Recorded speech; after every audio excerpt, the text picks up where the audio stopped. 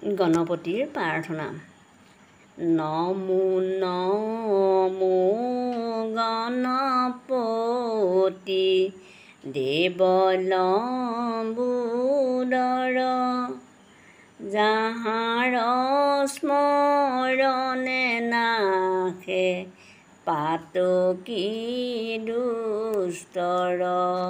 নমো নমো গণপতি দেৱলম্বোদৰ,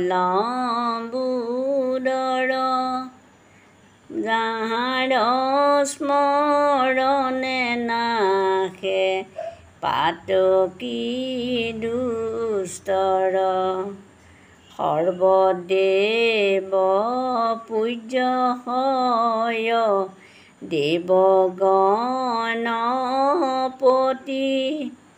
প্ৰথমে গণেশ পূজা লিখাও আছে বিধি। গণপতি দেৱক ভক্তই কৰে নমস্কাৰ, মনুষ্যক কৃপা কৰা দেৱগুণধাৰ।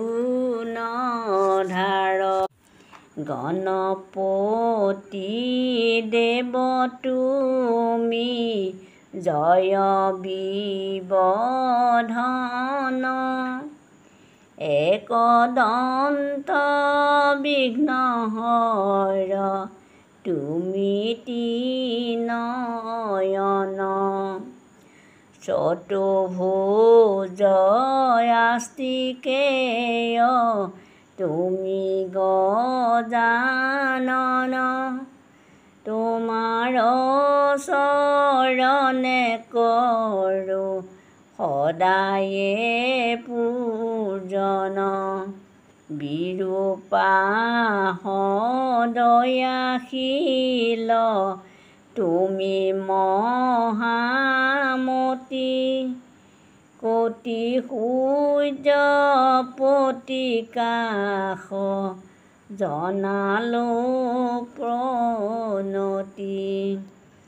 সুনিৰ্মল তব কান্তি প্ৰশান্ত আকাৰ, সুনিৰ্মল তব কান্তি প্ৰশান্ত আকাৰ, তোমাৰ চৰণে প্ৰভু শত নমস্কাৰ।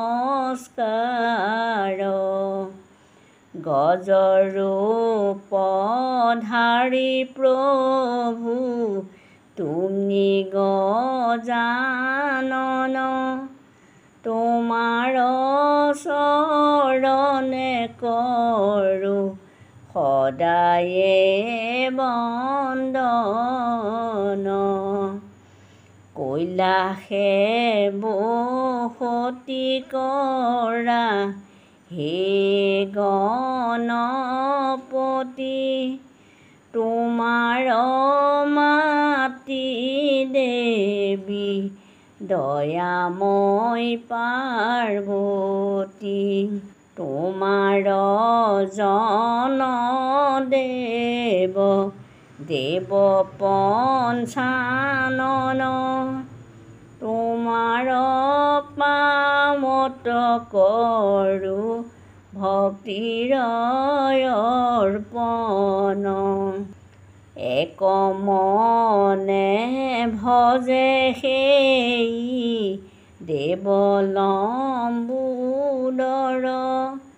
ৰক্ত পুষ্পে পূজে যেই কৰিয়া সাদৰ।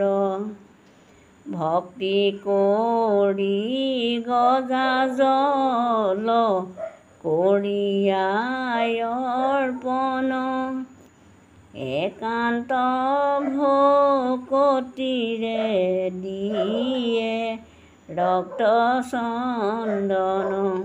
গণেশৰ মহামন্ত হৃদে জপ কৰে কল্যাণ লভিব সেই জগত সংসাৰে বিষ্ণু পূজাৰ মুক্তি শাস্ত্ৰতে প্ৰকাশ সূৰ্যক পূজিলে হয় ৰোগৰ বিনাশ শিৱক পূজিলে হয় কামনা পূৰণ দুৰ্গাক পূজিলে হয় শ্ৰেষ্ঠ পুত্ৰ ধন গণেশৰ স্তৱ পাঠ কৰে সেইজন সৰ্বসুখ হয় তথা বিঘ্নিৰ খণ্ডন গণেশৰ স্তৱ পাঠ কৰে সেইজন সৰ্বসুখ হয় তথা বিঘ্নি খণ্ডন